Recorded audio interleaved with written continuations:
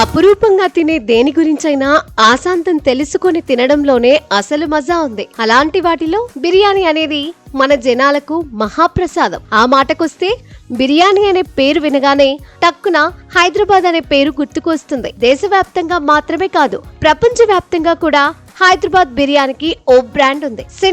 Central Asian pilaf అన్నది పులావ్ కి ఉన్న మరో పేరు. మధ్య ఆసియాలో ఎంతో పేరున్న ఆ పులావే భారత్ కి వచ్చి బిర్యానీలా స్థిరపడిందన్నది కొందరు మేధావుల మాట.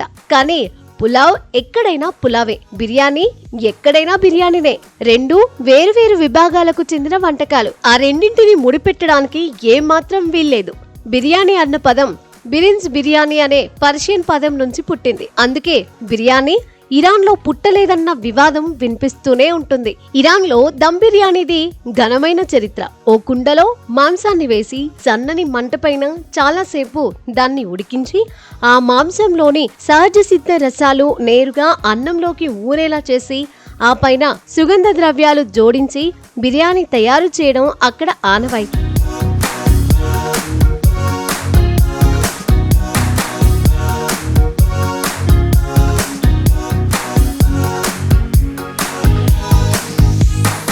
ఒకప్పుడు ఇరాన్ లో బిర్యానీకి తిరుగులేదు. భారత్ లోనూ బిర్యానీ బాగానే రూపాంతరం చెందింది. స్థానికంగా ఇష్టాలకు తగినట్లుగా దాని తయారీ విధానంలో ఎన్నో మార్పులు చేర్పులు జరిగాయి. మొఘల్ చక్రవర్తుల ద్వారానే బిర్యానీ భారత్ లోకి వచ్చిందన్న ప్రచారం ఉన్నా దానికి ఆధారాలు లేవు. దక్షిణ భారతదేశంలోని దక్కన్ ప్రాంతానికి చెందిన నవాబులు, యాత్రికుల ద్వారానే ఇరాన్ నుంచి అది దేశంలోకి ప్రవేశించిందన్నది ఎక్కువ మంది చెప్పే మాట. దేశంలోని ఒక్కో ప్రాంతంలో ఒక్కో రకమైన బిర్యానీ తయారు చేస్తారు. మొదట నవాబుల కుటుంబాలకే పరిమితమైన బిర్యానీ నెమ్మదిగా తన రూపం మార్చుకుంది. భిన్నమైన ప్రాంతాల్లోని ప్రజల ఇష్టాలకు అనుగుణంగా కొత్త సుగంధ ద్రవ్యాలను తనలో కలుపుకుంటూ ఇప్పుడు ప్రతి ఒక్కరికి కమ్మని రుచితో చేరువైంది. కేరళలోని మలబార్ బిర్యానీనే తీసుకుంటే అందులో చికెన్, మటన్ బదులు చేపలు, రొయ్యల్ని ఉపయోగిస్తారు. కాస్త ఘాటైన సుగంధ ద్రవ్యాల్ని వాడతారు. అయినా సరే